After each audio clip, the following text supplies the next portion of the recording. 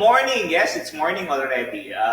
Welcome back to Highlights and Insights, where we're bringing back 6 interviews from Coach Connect, Who of the Hour, and we'll bring the spotlight to the highlights of our conversations with the featured change agent. I am Coach Sean, and I'll be one of your hosts today. And we are now third video. Yes, so for those of you joining us for the first time, we are a certified life coach from the Global Institute for Coaches and Entrepreneurs, and we're running a series of Coach Connect, Who of the Hour, as community service to our coaches in the tribe. It is our heart to provide support to our community, starting with our coaches through the platform of online connection. So I am Coach Rizal, and I am excited to be part to this edition of Highlights and Insights. So good morning, everyone. The Who of the Hour is an initiative to know what is the present situation of the change agent, how is the coach responding, and the outcome presently experienced based on the said response. So to echo what Master Coach A said, it is impossible to control every situation and its outcome, but it is possible to control your attitude and how you respond to it. So I am Coach Teen, and it's a privilege to learn from the highlights of featured stories for today and earn wisdom from the insights of our fellow coaches over the historical COVID-19 global pandemic. Yep, and we highly encourage you or everyone to participate and share your takeaways from the highlights and your action items. It's always good if you have an action item after this, from the insights that you will gain as we roll back the stream of the interview. Yes, so be part of the history. Comment, share, and circulate in your groups and pages this video, and let's help bring inspiration and motivation to many.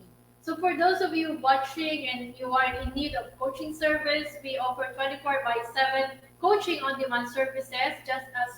Just give us a call through 0917-586-1661, and we're happy to connect with you. Yeah, and on this episode or this Coach Connect Highlights and Insight, we're going to share to you one of our special life coaches who have a special gift of mamaya malalaman niyo. And for that, we'll play the first clip.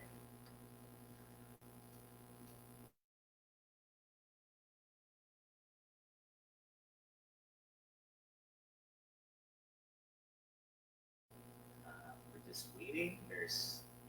We're just having a little bit of technical difficulties. Hold on muna for the audio. Yan. And so far, by far, how are you guys doing? Amazed. Amazing. Amazed. It's a good transition. I think for the last two coaches that we talked to, really it's the same mindset, same heart, really taking a look at it and stepping back of what is happening in their life right now and how are they taking advantage of the situation. Pabalik ko din yung common talaga nila is purpose. And then the journey. Family din. Binabalik sa family. Oo. Really the concept of everything that's happening for one of the coaches who attended the Who of the Hour is going back to the basic. And ito na po yung clip. Initial reaction ko, being human, is that nakakatakot, no? Parang, anong mangyayari? Bakit kailangan mag-lockdown and all these things? But the thing about that is, being humans, it's normal to have that initial reaction. The thing is, if we don't shift that mindset, if we don't think about or look into the positive side of that, parang mas malulugmok tayo, mas malulunod tayo kasi doon eh. So, ako, nung nalaman ko na lockdown, my God, anong mangyayari? Initial. Pero, pag upo ko and pag-isip ko na parang getting all these news about the coronavirus, na how fatal it could get, and how fast yung pagkalat niya. Hindi kasi siya biro eh. So I was like looking at the news and looking at Facebook posts and all that and hearing people discussing it. Parang, alam mo yung feeling na, okay, so nandito na si virus. Wala tayong magagawa. It's something that's beyond our control. So ako, lagi ko yun iniisip na there would always be something that's beyond our control. Now, what we need to focus on is kung ano yung pwede nating ma-impluwensyahan, kung ano yung pwede nating makontrol. Covey has this as...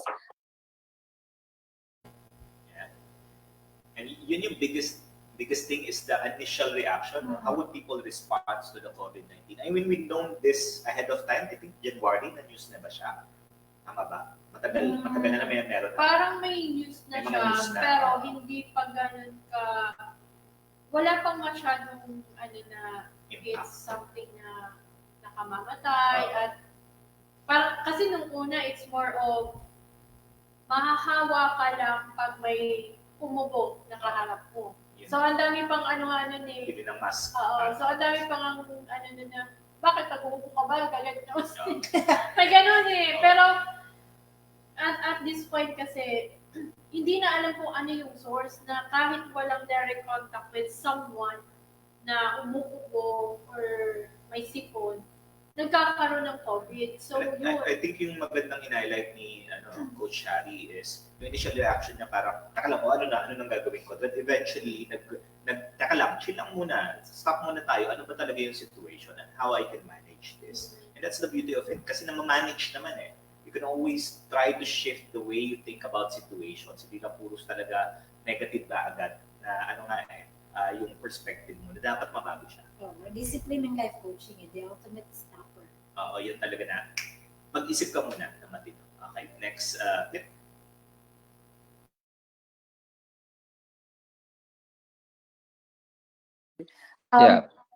Covey has this as first habit, which is being proactive.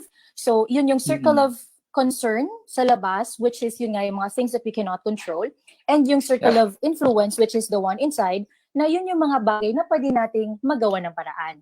So, ako nandun ako sa loob. Nag-focus ako dun sa pwede kong magawa ng paraan. Dun sa pwede kong magawan ng influence, so to speak. Because I've been seeing a lot of people na sobrang napaka-negative na about what's going on. In fact, ang dami ng, let's face it, medyo in terms of mental health, medyo naapektuhan na tayo dyan because of all the stress, of all the anxiety, all the fear that we get out of it. No?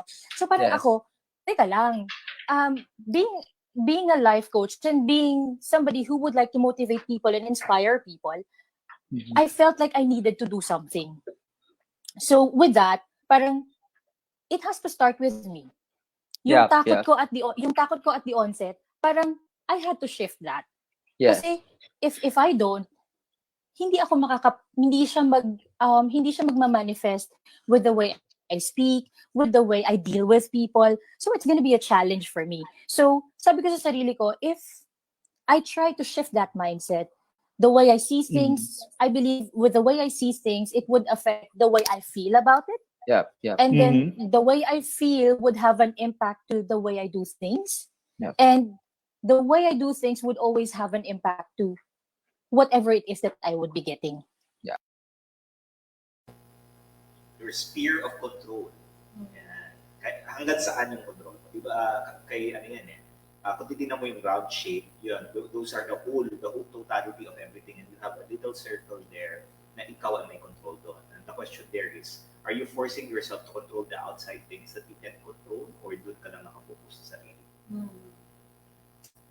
So, things we can control and cannot control, sabi nga ni Master Coach Likenda, 10% of what's going on is that the COVID-19, 90% is your reaction towards it. So your actions, how you're responding. Yun. At ano kasi siya don't get us wrong. It doesn't mean na hindi din kami natatakot. Syempre may worry din naman kami. Pero ang lang kasi namin is, are we gonna let that worry eat us? Kung may pwede kaming gawin, what 3 things can we do to keep ourselves safe? What 3 things can we do to keep us physically fit? para hindi ma-affect. Ang dami naman kasi pwedeng gawin, di ba? Instead of focusing on, uy, baka tamaan ako ng sakit. O, di, kaka-worry mo, mamaya natama kasi ina-track mo din. Di ba? Sa unang talk natin kanina, it's what you think you attract, or the power of the mind to really, to control kung ano man yung gusto mo. Kasi, sabi nga ni Master Coach is, your brain is gonna find out that truth. So pag sinabi mo, baka magkasakit ako ng COVID, parang feed mo sa brain mo na, oo, magkakasakit ka ng COVID. So, di ba? So it really boils down on the things that you have control with. Yan. Yes. At dahil dyan, roll tayo ng next one. I think may positive thing about it. If you look at it, this whole lockdown, it gave us time. Lagi nating sinasabi, lalo na for those people working, no? Wala akong time para sa family ko, para sa sarili ko. But look at us now. We have all the time to spend with our family. We have all the time to spend with ourselves. Now, if we see it that way, then we'd feel confident about, kaya natin to, malalagpasan natin to. This too shall pass, sabi nga nila. Ayun. What did we gain from the lockdown? Technically, it gave us time because it made everything stop. Kahit yung mga bills natin, medyo nag-stop. Actually, nakulong lang pala. Medyo nakahinga ng malalim. Medyo nakahinga ng malalim. So, alam mo yun, it gave opportunity to some people na may iniisip kung paano kukunin yung pambayad, pero medyo na-delay. So, alam mo yun, it gave them hope. So, the COVID-19 lockdown gave us really time to stop. Gave us the most precious gift, time. Time to reconnect back with people that we love, like our families. Time to really reconnect with ourselves as well. Kasi mag-iisip ka imposibleng hindi ka tumigil at nag-isip, ano na kayang mangyayari after? Yeah. And really getting that joy out of everything that's happening. Joy in our hearts. Yeah. Kinanta niya talaga. Joy. Yeah. Actually, pumasok kayo sa isip. Next clip, please.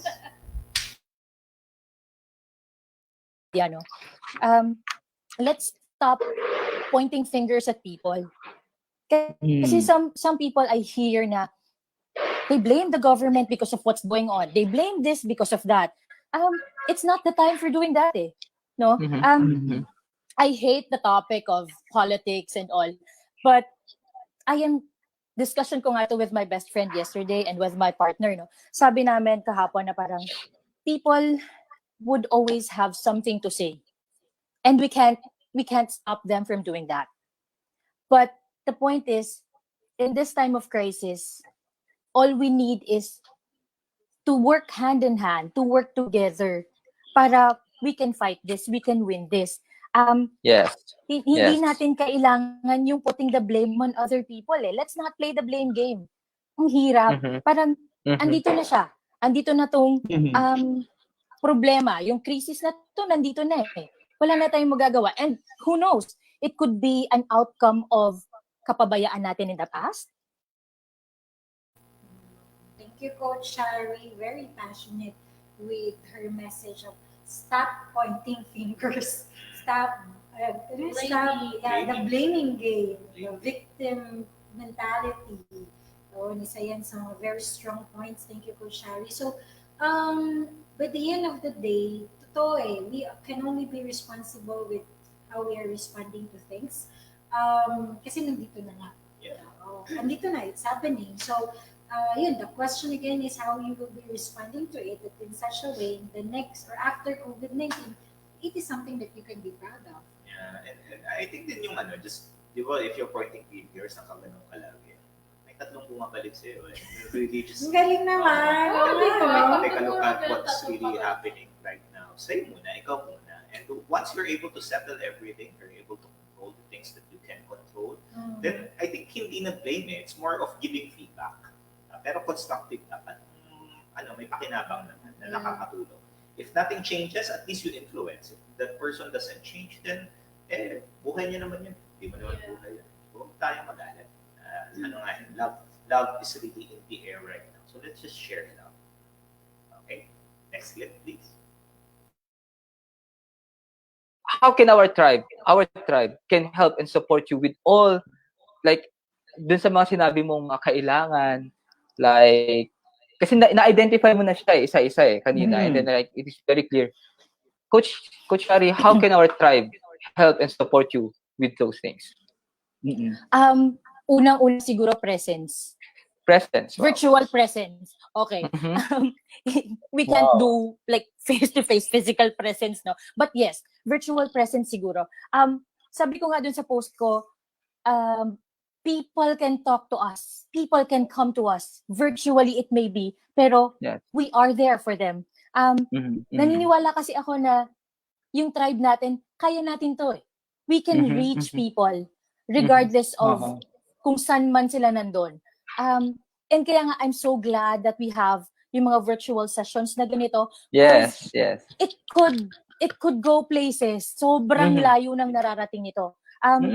Gosh, naiiyak ako, pero sobrang ramdam ko kasi na, alam mo yung being in this tribe na sobrang supportive. Gusto ko siyang mailabas, ma-share. Sorry, I don't know the term in Tagalog. Yeah, mailabas, ma-share. Bahagi. That's the word. I'm so sorry. Diba? Okay lang.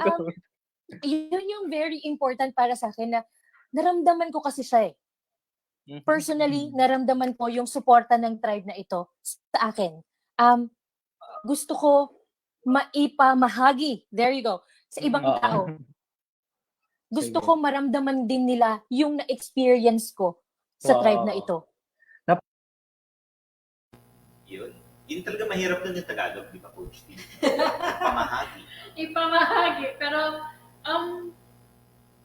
the heart of the tribe is really to help out our other life coaches to express themselves. Kasi nga, the goal of the Coach Connect is to be able to share positivity and encourage everyone to speak up at this time. And kaya nga po kami may virtual presence. Kasi nga po sa dami ng negative na nare-receive natin from the fears of our family to the fears online, ang hirap kung wala kang something that you can check out na that will give you positivity. Na mabago man lang yung mindset. So, that's one way of the tribe supporting the members na we give them an avenue to really be present online. Kaya nga online connection. And I think it's wonderful as well since live tayo sa Coach A coaching community, no? For those people na hindi certified life coach, na if you have something that you feel that's of value to other people and you can share that insight and really spread some positivity in your network, go ahead. Feel free to do it. Ngayon, kung medyo may reservation ka, hindi ko alam kung anong gagawin, reach out to us. Message nyo lang yung number na pinisend or message Life Coach Philippines. Ang dami naman tutulong sa inyo na certified life coaches dyan sa community. So, just feel free to, di ba, Coach Chris? Oo, yun. So, gusto ko lang mag-thank you din kay Coach Sharry for feeling the support from the tribe. Kasi yun yung Coach yung pagdating mo dito, yung nagsimula yung journey. Very close kasi sa akin yung mga pagsisimula kasi nga nakausap ko kayo na. First contact kasi. Oo, so yung beginning naman talaga, yung nakarating kayo dito, it's like every prayer is being said for the people who are called to do or to be ating sila. I mean, the journey should begin. So, seeing or hearing Coach Sharry right now, naalala ko lang din yung first time siyang pumunta ng Pika. And that she wants to pursue something like this because this will allow her to help the deaf community at yun yung heart niya talaga. We're looking forward to that to happen. Okay, next clip. Always been pessimistic. Wow. I have always had self-doubts, no? And because of this crisis, because of this virus, not that I got it, but because of this virus, this whole lockdown, parang I realized na I just have to be positive about these things. I mean, I just have to be, I just have to look at the brighter side of things. Na parang noon, bawat setback, bawat rejection that I got in the past, sobrang wala na. Kasi hindi ako magaling eh. Kasi wala akong kwenta eh. Something like that. But right now, I feel like I can spread that positivity. I can spread that love. Kasi naramdaman ko sa sarili ko na kaya ko pala. Na Yeah.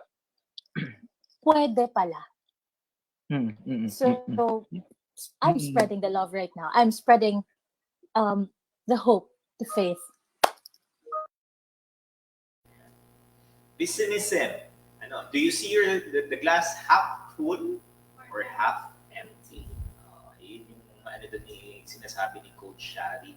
And the beauty of it is she was able to transition yung puros negatibo tapos palit ng perspektibo para maging positibo, di ba?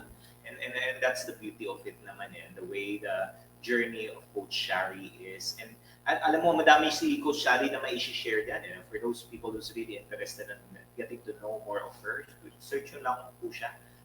Andiyan po siya sa community din natin. And you will be able to connect. Yeah. Pessimism and how you change it into something positive.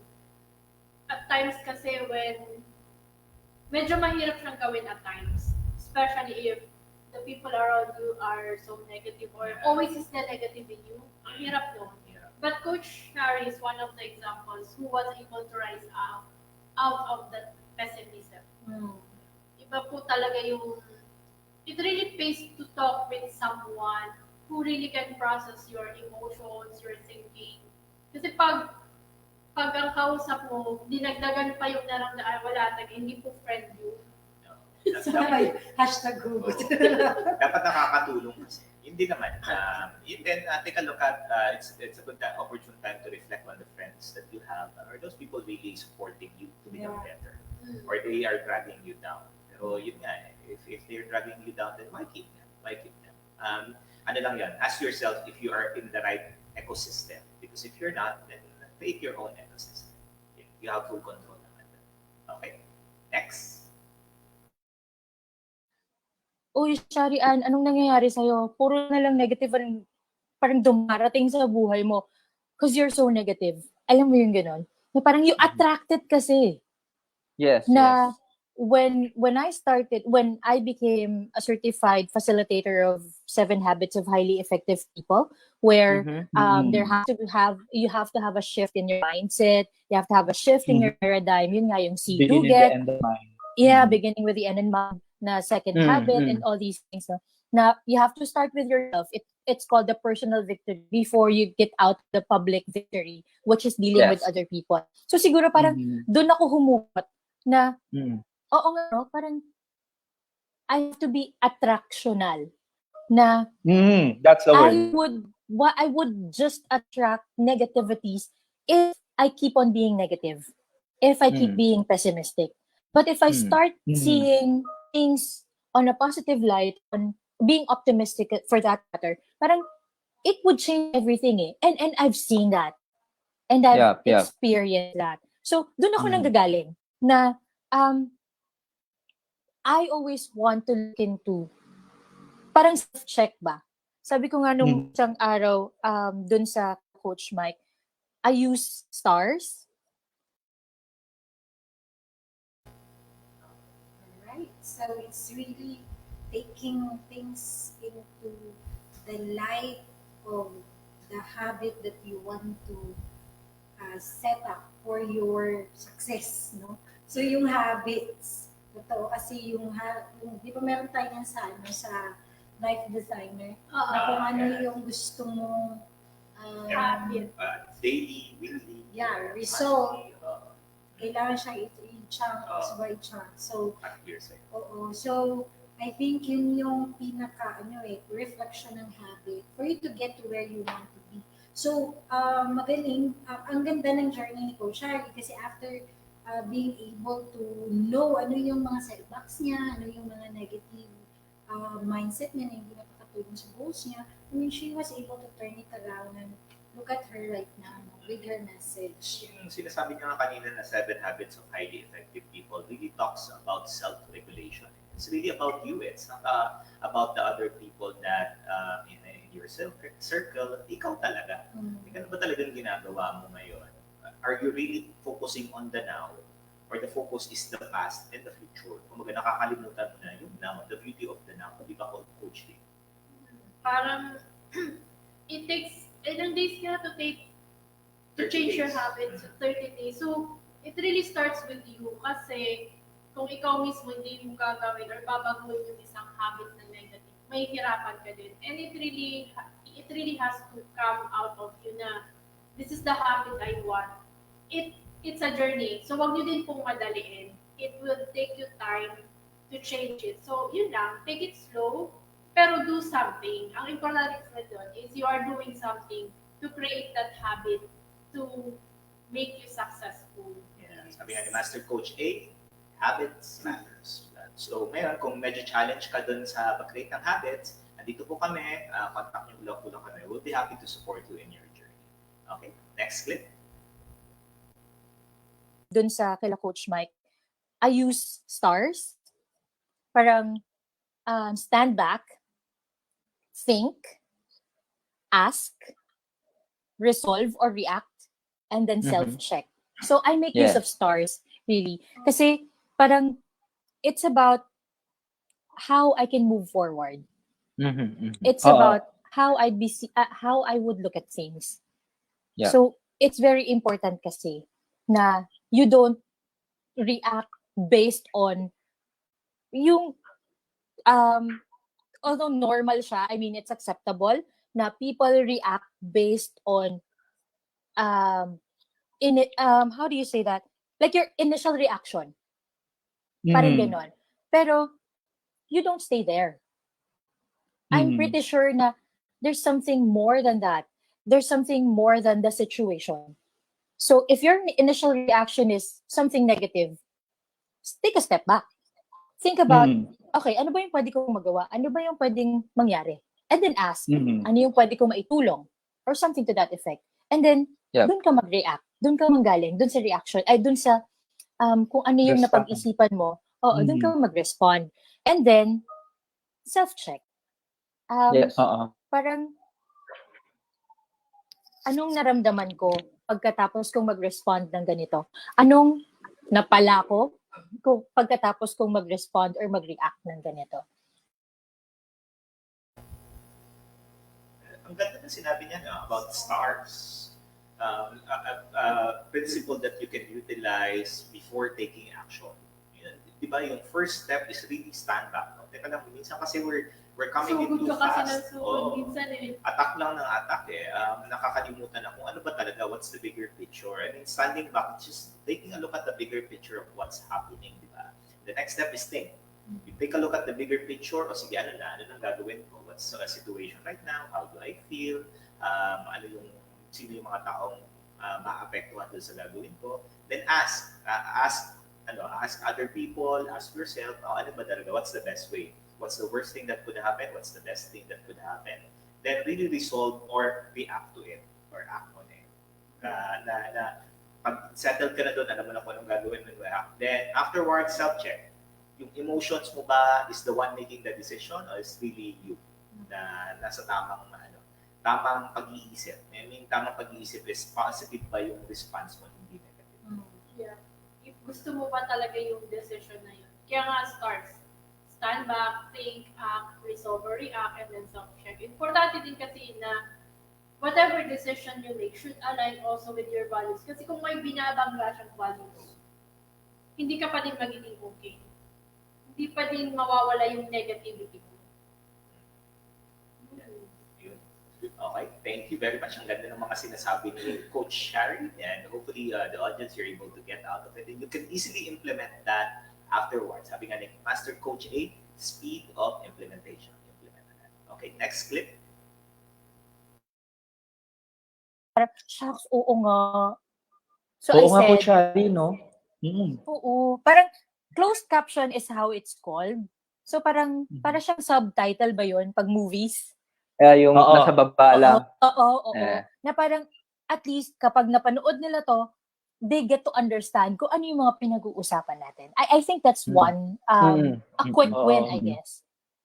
Actually, Coach Sharry, upon saying that, I actually view this yung ginagawa namin ngayon dito sa StreamYard. Like we do the streaming. Pero imagine if a deaf person who is already feeling that fearfulness, nagkakaming din sila sa pessimistic.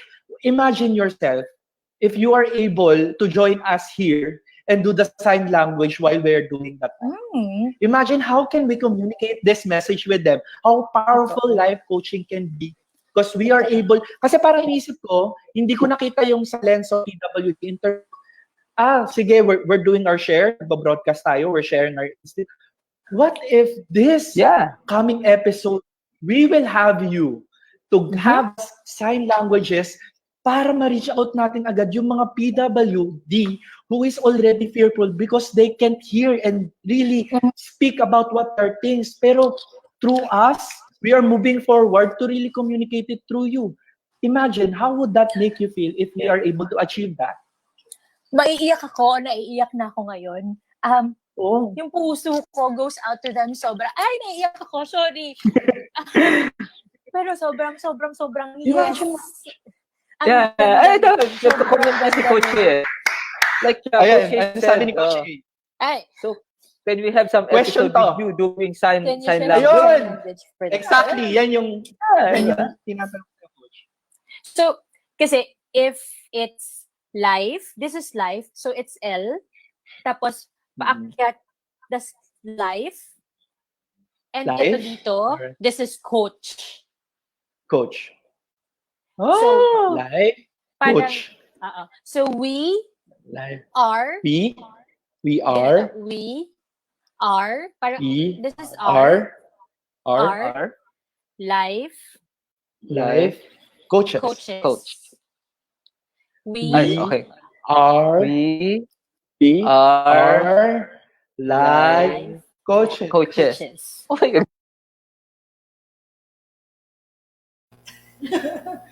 Ayan, nakita niyo po kami we're practicing. And yun po yung sinasabi namin kanina when we were opening the Coach Connect is really the gift of Coach Sharry is the community of the deaf people. Communicate with the deaf. Yun talaga, ito communicated. Yun yung tinuturo ni Coach Sharry. It's very beautiful because there are a lot of people na hindi tayo naririnig and really having a visual of sign language to be able to have that connection. Ang ganda eh. And that's I think that's yung heart ni Coach Sharry. Nung dumating si Coach Sharry dito, gusto niya talagang maging life coach because she wants to provide the kind of discipline and support to the deaf community. And if you remember, may isang class si Master Coach na nag-invite siya ng mga friends niya from the deaf community. At then, simultaneously, nagturo si Master Coach ginagawa niya din yun. So, thank you, Coach Sharry, for your heart. And we want to really support you with your calling or what you want to do. Maganda yung platform niya ngayon with what is happening right now. At least nga, tama nga may avenue na may, in a way, yung flow of communication nakakarating din sa deaf community. Kung ano yung mga nararanasan natin, meron din sila. Diba, Coach Tim? Not everyone can really do sign language eh. Nakakaingit nga yung gano'n. Na you are able to communicate with some people who are not able to hear. If we could help everyone, diba? Yeah, I think that would be beautiful. I-train mo daw kami, Coach Sharry. So, Coach Sharry, punta ka pag okay na, tapos turuan mo kami mag-sign language. And for those people watching, especially if you have a skill or a gift that you would want to be able to, share with other people, and if you're looking for a community or a tribe that would be able to support you, punta lang po kayo dito once yung COVID-19 has come to pass and everyone is able to, roam around freely, visit nyo lang po kami. Ayan po, Decaf Coffee Republic. Andito lang kami po sa Pasig City. Or kung gusto nyo po tanungin yung address namin, message nyo lang po kami dito or sa Coach A Coaching Community. And yun po, any final words for this segment? Indeed, Coach Connect was able to bring out the message of every life coaches in the tribe. So thank you for really being bold in doing so. It inspires us and it will inspire other people who are watching or who will be watching. And yun nga, no, years from now, when we will look back about COVID-19, my gosh, ito yung mga ginagawa natin. Ito pala yung ginawa natin nung time na kasagsagan ng COVID. Diba, Coach Sharry, I mean, kung hindi mangyayari ang COVID-19, we will not get to really know your heart towards the changes that you're going through, and especially to the deaf community and how important they are to you. So, ang galing lang. Yun, years from now, this is what we're doing, is really to bring the message of everybody, because we really think that everyone has their own message to tell. Yep. So, Ayan, and we're gonna get back later for another episode wherein we will check. Tatlo pa. No, tatlo pa pala. Tagawin na naman. We still have Yun pa sila. 3 Coach Connect later. And again, because Coach Sharry taught us how to interpret we are life coach. So, yun po, we are life coaches. And for that, thank you very much for giving us an opportune time to speak with you. And we'll talk to you again in a few minutes. See ya! Love bomb! Oh, love bomb! Boo! Yan, ito ang language namin. Love bomb! Bye-bye! Thank you!